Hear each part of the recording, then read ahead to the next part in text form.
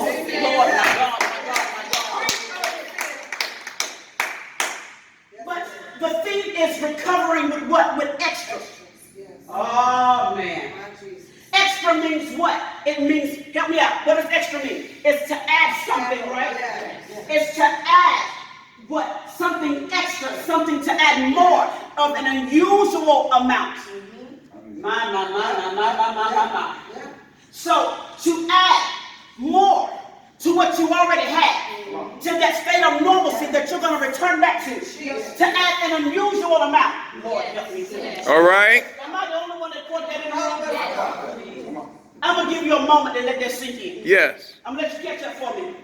Have you caught up? Are you ready? You ready? Yeah. Okay, I hope so. So as I was praying to God and said, Lord, I need you to help me to understand exactly what this thing means so that I can be able to minister the word. I understand what recover means. I understand what extra means, but what are you saying this means? Man, let me tell you something. I said, you know what? I could have just texted him what he translated the theme, and I could have said, I'm doing it. You got to come. It translated to returning back to a normal state with excess.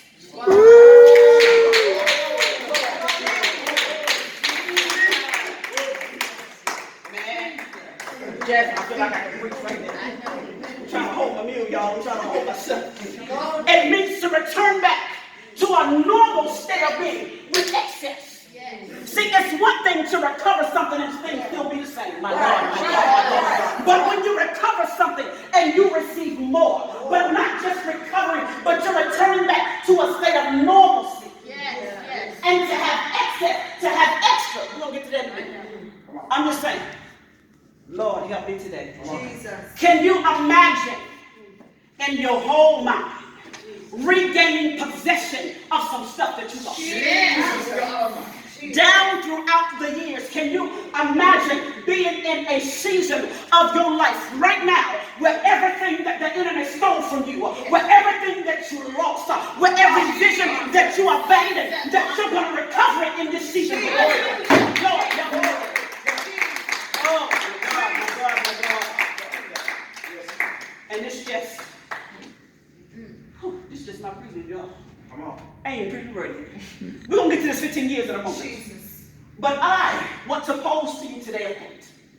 My topic is in the recovery room. I want to take a different approach. The way the Lord was leading me in the recovery room. Babies, you can't recover unless you're in the recovery room. Yeah. Lord, help me today. Jesus. Now, don't look at me strange when I go through these scriptures a little differently than what you have normally heard them preach, but I'm going to give it to you the way that the Lord gave it to me. But let's first lay the foundation of the recovery room. Yeah. What's a recovery room? Y'all talk back to me. See, at Shekinah, we like to have conversation. Yeah. Amen. What's a recovery room? Both of y'all talking about, a couple of y'all talking at the same time. I can multitask, but we'll let the ladies go first. Come on, sis. A place where you regain strength, where you recover. Okay, we say that. Come on. I said the room that you go to after the accident has happened. Ah, I like the way you think. Want to preach? We're on the same page, my man. The recovery room. I want you to understand something. It's a room that you go to after you've had an operation or surgery, after a certain type of procedure has been done. Right? And the recovery room is adjacent to the operating room. Lord, help me today.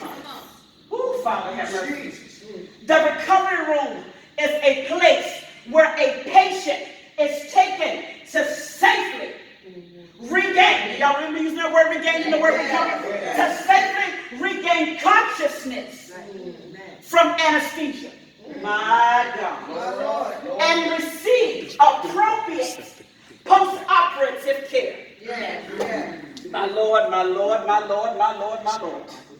So in other words, after the procedure has taken place, you're sent to the recovery room. Y'all look a bit perplexed, trying to figure out what I'm doing. I want to ask you a question.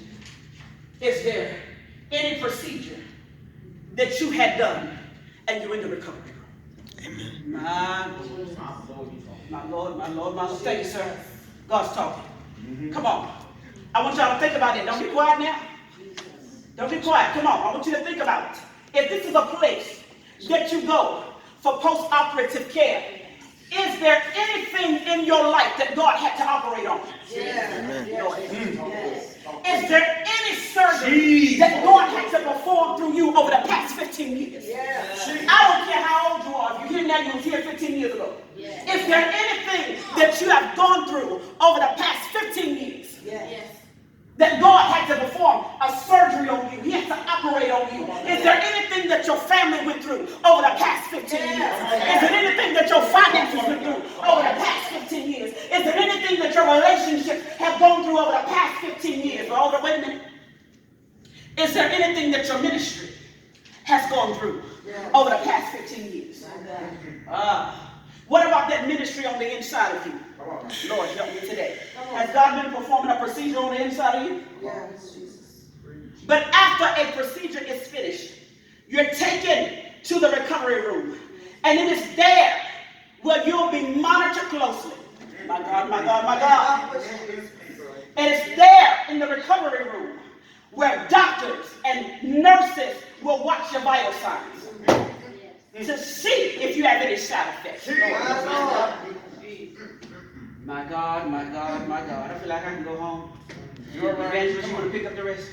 It's there where they'll watch to see if you have any discomfort. Preach. It's there where they'll wait for you to awake in the recovery. My God, my God, my God. Anybody ever had a procedure done? Anybody ever had surgery? Yes. Anybody ever been operated on? Yes. Anybody ever been in the recovery room? Yes. I've been in the recovery room a couple of times. Come on now. It's in the recovery room. Oh my God. In the natural, where the doctors and nurses watch out for you. But what about when you're in a spiritual recovery room? What about when you're in a spiritual recovery room? Who's watching after you? You know what I'm saying? In a spiritual recovery room, Jesus Christ. The angels. Come on, somebody. Lord, help me today. But wait a minute. I got to tell you something about the recovery room. Just wait just for a minute. I need you to understand something.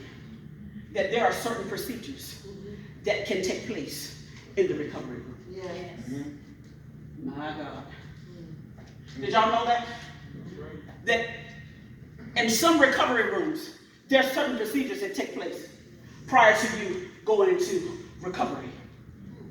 You ready? I got an example for you.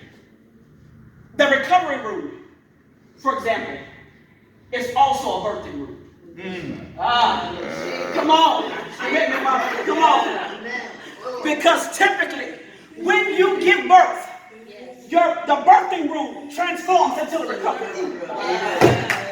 Lord, come on now. Lord, help me today. All right. When you go into the birthing room, they don't wheel you down the hall to the recovery room. Typically, the birthing room becomes the recovery room. My God, my God, my God. Lord, help me today. So the very same room that women give birth in, my God, is the very same room that she recovers in. God, help me today.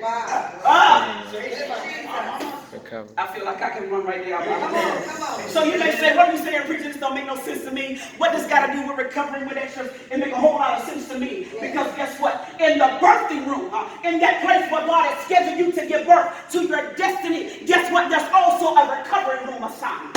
It's going to double not only as a birthing room, but it's also going to double as a recovery room. That room is going to transform into something else. In the birthing room, you experience pain.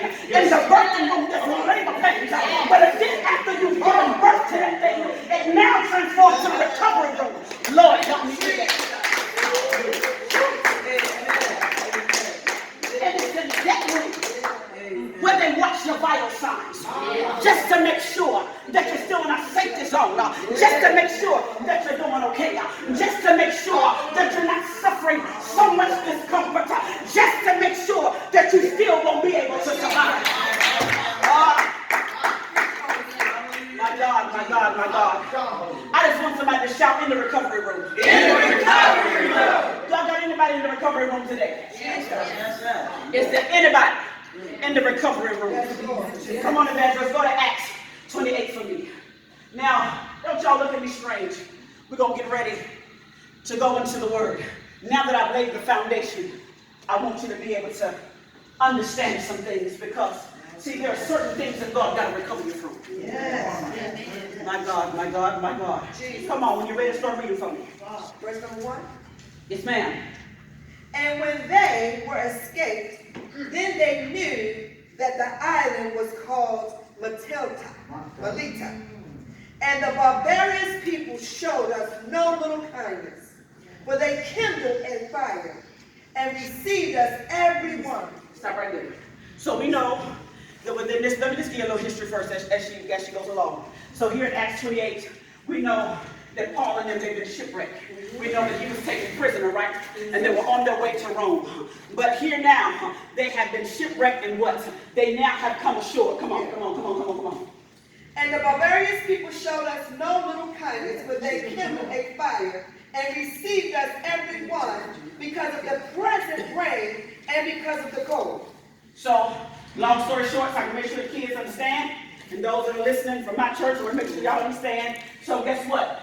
They were very kind to them, okay? So they just didn't leave them out there because they're prisoners. They were kind to them. Come on. See, hold on for a second. Yes. We're still talking about being in the recovery room. How you a prisoner and you being shown kindness? Come on, somebody. Yeah, come on now. I'm working my way up to the point to where I'm going in a minute. I know we done heard it preached about the viper and the snake and axe. We done heard it. We done ran back and hollered so many different ways. But today I want to give you a different approach. Come on, come on, come on. And when Paul had gathered a bundle of sticks Come on, Paul. and laid them on the fire. Hold on, the prisoner went and got some sticks and put them on the fire. What happened? What happened, evangelist? There came a viper out of the heat. Well, my. There came a what? A viper out of the heat.